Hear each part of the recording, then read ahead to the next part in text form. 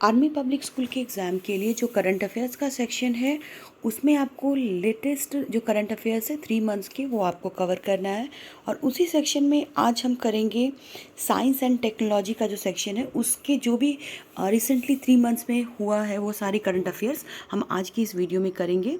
Next video different different kinds of जो current affairs है जो आर्मी पब्लिक स्कूल में पूछा जाता है हम उन कैटेगरीज को भी करेंगे।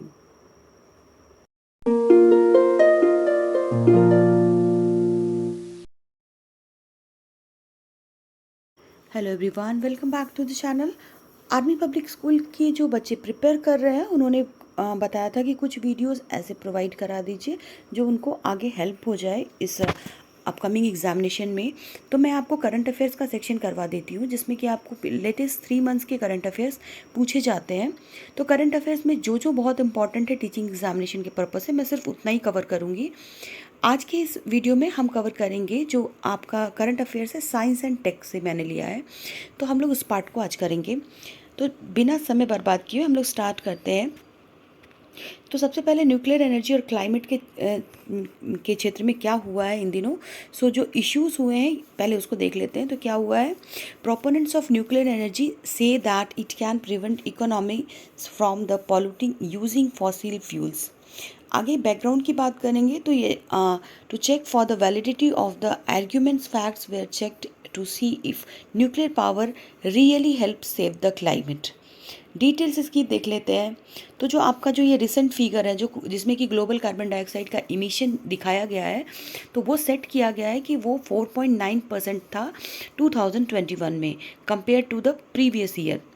तो अब यहाँ पर जो एनर्जी सेक्टर है तो जो लार्जेस्ट कंट्रीब्यूटर हैं ग्रीन हाउस गैसेस एमिशन के जो शेयर करते हैं 40%, दैट वो क्या हो रहा है कि कंटिन्यूसली ग्रो हो रहा है। सपोर्टर जो है न्यूक्लियर एनर्जी के वो कहते हैं कि क्लाइमेट फ्रेंडली वे है to generate electricity least till we able to develop the alternative use sources. तो जब तक हमें कोई अल्टरनेटिव सोर्स नहीं मिल जाता ये एक अच्छा सोर्स है, एक क्लाइमेट फ्रेंडली सोर्स है जो यूज़ किया जा सकता है। आगे है nuclear power as zero emission sources. तो न्यूक्लियर पावर को यहाँ पर ज़ीरो कार्बन एमिटर नहीं कहा जा सकता है क्योंकि ये जो प्रोसेस होता है यूरेनियम एक्सट्रैक्शन का होता है, ट्रांसपोर्ट और प्रोसेसिंग इन सारे में कार्बन का एमिशन होता है।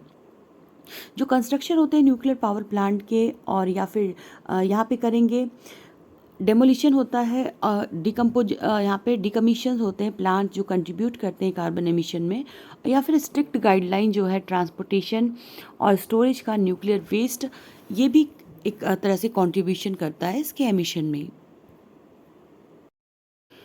प्रोपोलेंट ऑफ न्यूक्लियर एनर्जी, यहाँ पे ऑस्ट्रियन कंसल्टेटिव फॉर्म ENCO जिसे शॉर्ट में ENCO कहा जाता है, ये one among the most vocal supporter of nuclear energy का ये है जो यहाँ पर it has own vested interest carbon produced by nuclear energy according to the report by IPCC की जो रिपोर्ट है उसके हिसाब से जो न्यूक्लियर पावर प्लांट है वो एमिट करते हैं कार्बन का जो रेंज है 3.7 to 110 grams of carbon dioxide which is equivalent to per kilowatt our.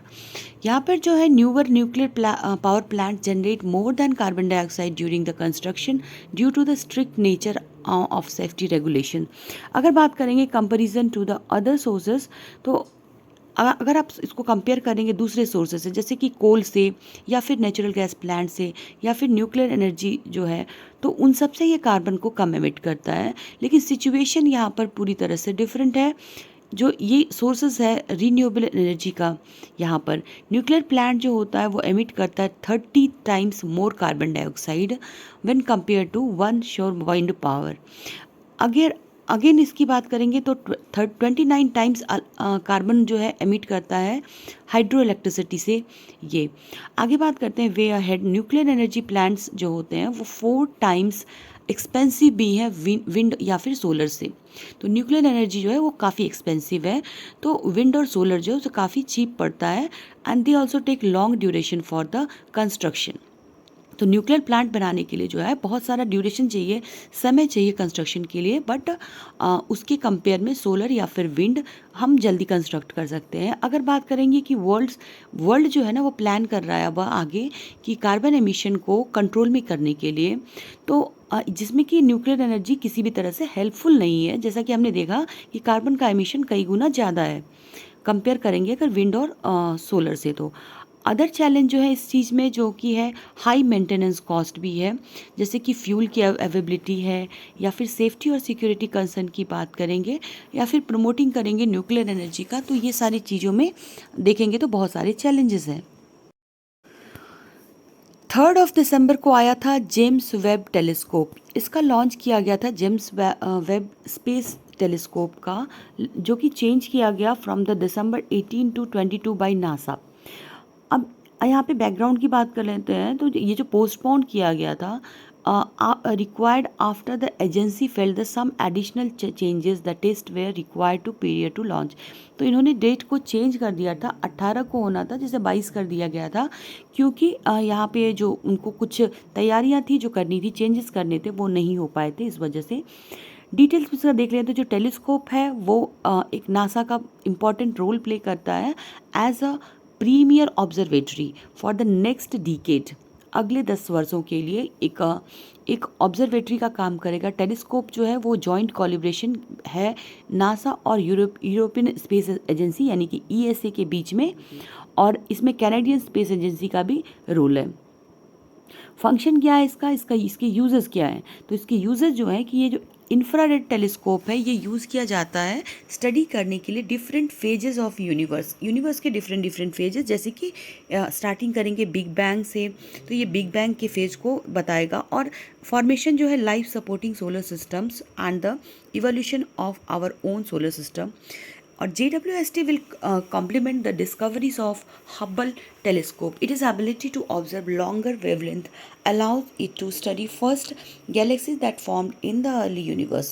A process of commissioning, जो process involve हुए हैं unfolding its all the mirrors, sunshield and other smaller system, cooling down, aligning and calibrating. इसकी launching कर दी गई है। JWST launch करेगा from the French Guiana on board of Ariane 5 ECA rocket. The rocket system being contributed by European Space Agency ESA. Main goal क्या है? तो ये search करेगा first Galaxy that formed after the big bang. तो big bang के बाद जो पहली गैलेक्सी फॉर्म हुई थी ये उसको सर्च करेगा कि सबसे पहले कौन सी गैलेक्सी बनी थी।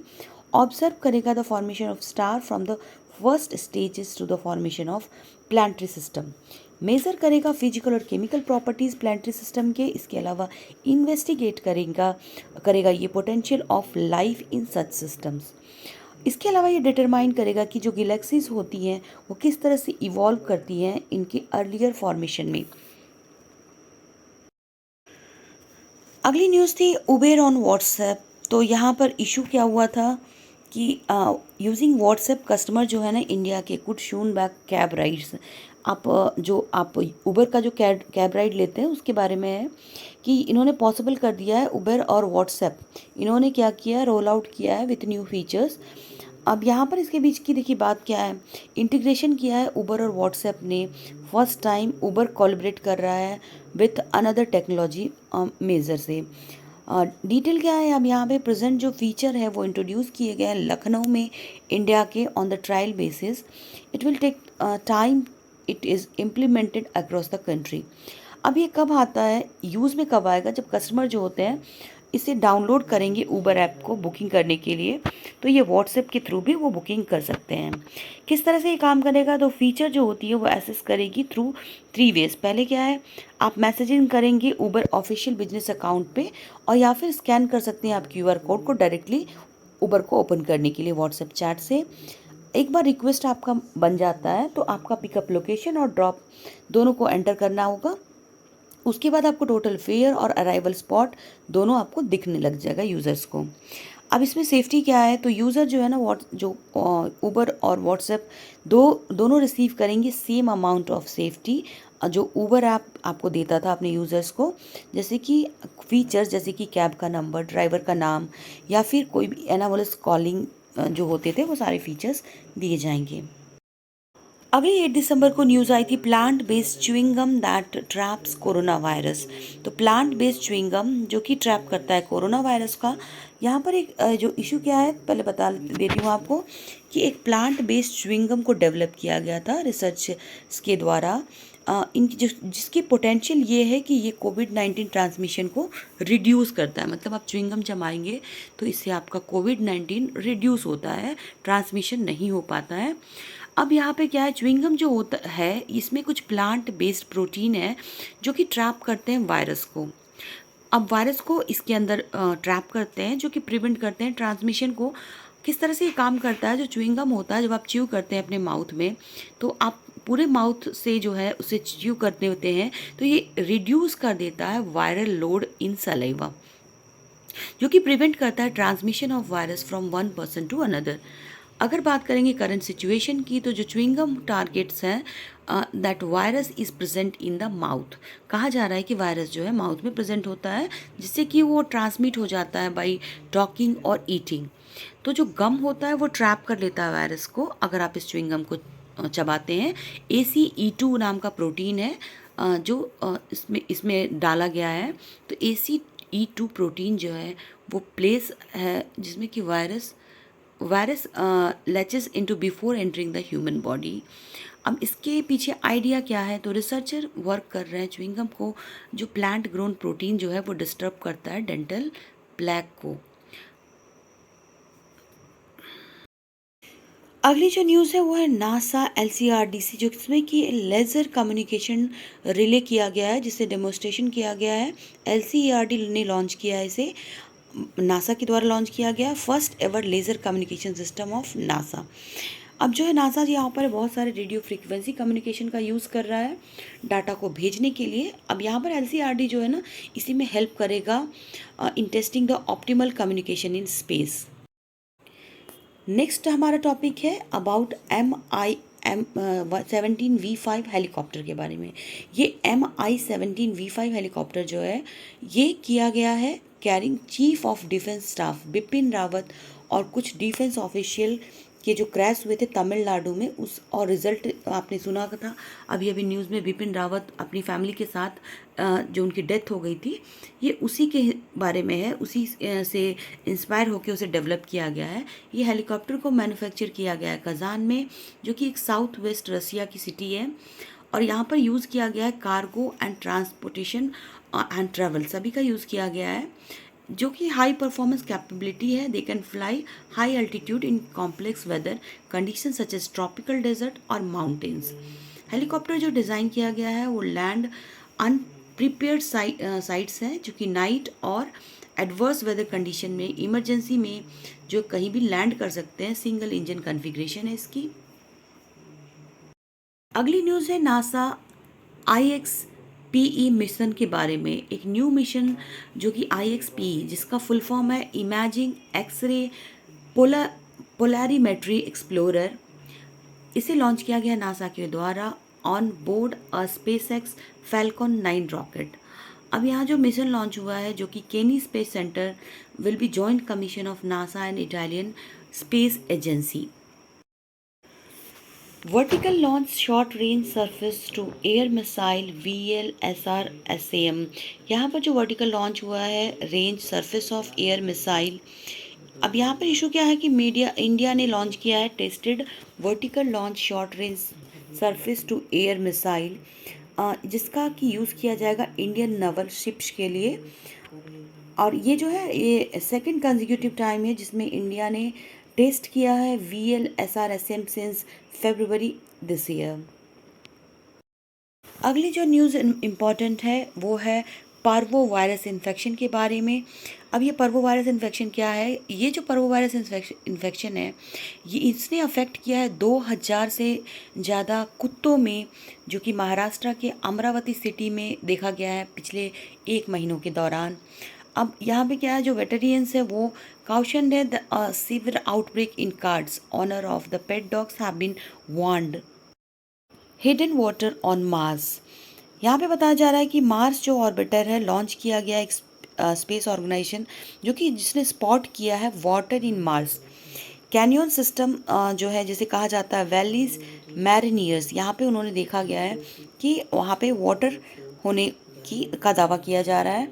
ऐसा क्यों है? क्योंकि जो बहुत सारी स्टडीज़ बताती है कि जो वहाँ पे प्रेजेंट है Mars at the some point और टाइम बिफोर इवेपोरेटिंग। अगली खबर जो बताई जा रही है सिम्टम ऑफ ओमिक्रॉन के बारे में बताया गया है। इसके सिम्टम क्या क्या हैं? तो अभी जो है ये सारे सवाल आपके एग्जाम में बन सकते हैं, क्योंकि जो भी करंट इश्यूज चल रहे हैं उससे रिलेटेड करंट अफेयर्स बहुत ज़्यादा पूछा जाता है एग्ज़ाम में।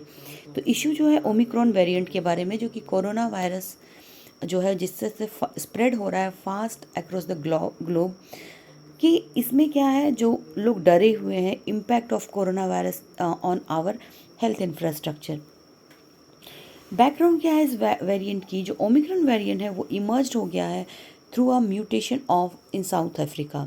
इनिशियल स्टडी जो ये बताती है कि जो वायरस है वो बहुत ज़्यादा इन्फेक्शन कैपेबिलिटी वाला है। अब यहाँ पर एग्जिस्टिंग जो पीसीआर और फिर या फिर जो रैपिड एंटीजन टेस्ट किया जा रहा है वो एबल है डिटेक्ट करने में कोरोना वायरस को, but it is not able to distinguish the variant. ये नहीं बता रहे कि कौन सा वेरिएंट हुआ है, वो ये तो बता देंगे कोविड पॉजिटिव है, बट कौन सा वेरिएंट से पॉजिटिव है ये वो नहीं बताते हैं। अब न्यू डाटा ऑन सिम्टम्स है। जो इनिशियल स्टडी है साउथ अफ्रीकन्स पर, वो बता रही है कि ओमिक्रॉन्स ऑफन डेवलप अ स्क्रैची और सोर थॉट अलॉन्ग विथ नसल कॉन्जेशन। तो आपको क्या होता है कि गले में खराश होती है और नज़ल कंजन नाक बंद हो जाते हैं, सांस लेने में तकलीफ़ होती है, ड्राई कफ होता है, मसल पेन होते हैं, स्पेशली जो लो बैक है वहाँ पे दर्द महसूस होता है। इसके अलावा जो कुछ और सिम्टम है ओमिक्रॉन के जो रिजेंबल करते हैं सिम्टम ऑफ डेल्टा वेरिएंट से। अब यहाँ पर क्या है कि ओवरलैप हो गया है जेनेटिक मटेरियल का, जो कि आपको पता है कि म्यूटेशन बहुत तेज़ी से हो रहा है, तो ये म्यूटेशन की वजह से ऐसा हो रहा है। तो जो वैक्सीनेटेड लोग हैं, वैक्सीनेटेड हैं जो ओमिक्रॉन पेशेंट्स, जो उन पर ये कुछ अलग तरीके से असर कर रहा है। तो जो वैक्सीनेटेड पर्सन है जिन्होंने फुल डोज ले रखी है उनको सर का दर्द, शरीर में दर्द, फीवर, ये सारी चीज़ें हो रही है। जो अनवैक्सीनेटेड पीपल हैं उनको गले में खराश, कफ और उन्हें फ्लू लाइक सिम्टम्स हो रहे हैं। अब जो पॉसिबल चेंजेस क्या है, चेंजेस क्या हो सकती है? अभी बहुत कम चांसेस हैं ओमिक्रॉन वेरिएंट के कि लॉस ऑफ स्मेल और या फिर टेस्ट जो पहले देखा जा रहा था कोविड में, वो इसमें कम देखा जा रहा है। सिर्फ 23% लोग जो है ना उन्होंने सफ़र किया है लॉस ऑफ सेंस का। इसके अलावा देखेंगे तो ओमिक्रॉन वेरिएंट जो है ना उनका शॉर्टर इंक्यूबेशन पीरियड है, बहुत ही कम दिनों तक, यानी कि 3 डेज़ के अंदर ही इसके सिम्टम डेवलप हो जाते हैं। ओमिक्रॉन इन्फेक्टेड जो पर्सन है उनमें साउथ इन अफ्रीका में देखा जाए तो बहुत ही less likely to be admitted, बहुत ही कम लोग एडमिट हुए थे, और इंटेंसिव आईसीयू में तो बहुत कम तक पहुंच पाए थे। बहुत ही कम परसेंटेज है, 29% से भी कम है। चिल्ड्रन जो है उनको माइल्ड सिम्टम हुए, 20% जो है उससे भी कम हॉस्पिटलाइज होने की नौबत आई थी comparison to the first wave. अगली खबर है कि डीआरडीओ ने लॉन्च किया है सक्सेसफुली यहाँ पर मैदान test of Pralay, a new surface to surface conventional quasi ballistic missile का। ये जो मिसाइल लॉन्च किया गया है from APJ Abdul Kalam island off the coast of Odisha से लॉन्च किया गया है। मिसाइल की जो रेंज है 150 टू 500 किलोमीटर तक है, has a low trajectory. Webb telescope जो कि अनलॉक सीक्रेट्स कर रहा है यूनिवर्स का, नासा ने James Webb space telescope JWST launch करेगा, बहुत ही जल्दी लॉन्च करेगा from the French Guiana, making it one most anticipated events in recent times. यहाँ पर कोविड-19 पिल्स की बात करेंगे जो मोनुपिराविर कोविड-19 पिल्स से डेवलप किए गए US बेस्ड बायोटेक्नोलॉजी कंपनी रिचबैक उसे अप्रूव किया है इंडिया के लिए। और ये साइंस और टेक की लास्ट न्यूज़ है जिसमें कि ईरान बैन्स क्रिप्टो माइनिंग। तो यहाँ पर ईरानियंस अथॉरिटीज़ ने ऑर्डर दिया है क्लोजर करने के लिए ऑथराइज क्रिप्टो करेंसी को माइनिंग सेंटर से टैकल पावर शॉर्टेज की वजह से। तो ये थे most important current affairs about science and tech. दूसरे सेक्शन में हम दूसरे पार्ट के करंट अफेयर्स को करेंगे। अगर मैंने सारे करंट अफेयर्स एक में करा दिया होता तो वीडियो लंबी हो जाती, तो मैं दूसरे अलग अलग पार्ट्स में करंट अफेयर्स आपको प्रोवाइड कराऊंगी। जल्दी मिलते हैं नेक्स्ट वीडियो में। Till then good bye and take care. Thanks for watching.